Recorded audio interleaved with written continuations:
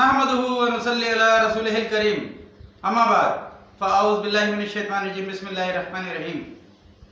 मोहतरम नाज़रीन इकराम, यासीन शाह जब्बारी रूहानी दुनिया यूट्यूब चैनल के साथ आपकी खिदमत में हाजिर है और सलाम पेश करता है। अस्सलामु अलैकुम रहमतुल्लाहि व बरकातुहू। नाज़रीन, आज हम आपको ऐसा अमल बताएंगे जिससे दुश्मनों की सफ़ों में इंतशार पैदा हो जाए।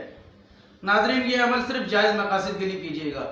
यानी अगर आपका कोई ऐसा दुश्मन, कोई ऐसा ख़ानदान है जो पूरा ख़ानदान आपसे दुश्मनी करना चाहता है, बिला वजह की दुश्मनी करता है, आपको तरह तरह से अज़ियतें देता है, उसके लिए आप ये अमल करें। इंशाअल्लाह आपकी उनसे जान छूट जाएगी।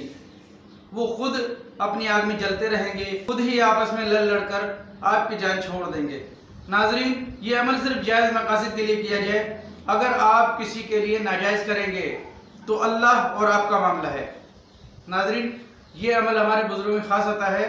आप इस अमल को जब कीजिएगा तो सोच समझ कर कीजिएगा। ये अमल आप चांद की 15 तारीख के बाद, इस अमल के लिए हफ्ता या मंगल आपके लिए ज़रूरी है। ये इन 2 दिनों में से एक दिन आप ये अमल करें।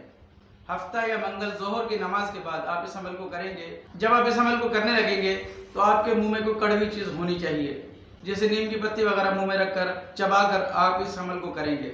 आपने एक प्याज लेनी है, उस प्याज के आपने 4 टुकड़े करने हैं।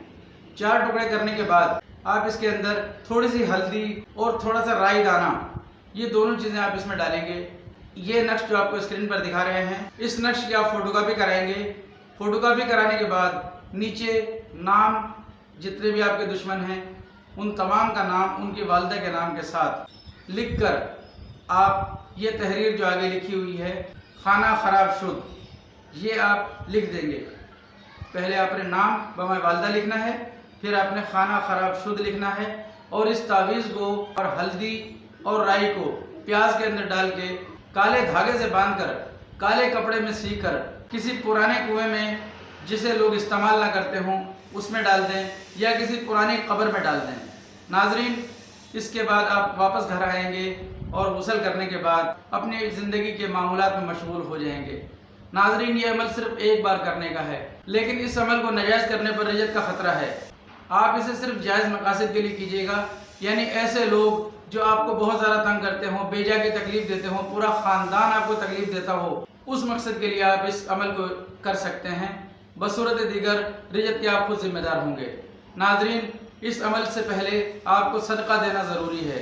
एक ज़िंदा मुर्गे का सदका आपने इसका ज़रूर देना है। उस पर हाथ रख के आप अपना सदका, अपनी जान का सदका कहकर किसी गरीब फ़कीर यतीम को दे देंगे। ये कहकर देंगे कि मैं ये सदका दे रहा हूँ।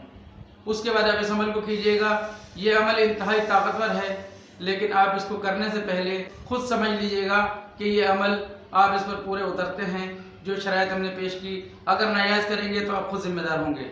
नमाज की पाबंदी ज़रूरी है, नमाज की पाबंदी कीजिए, कुरान पाक की तिलावत की पाबंदी कीजिए।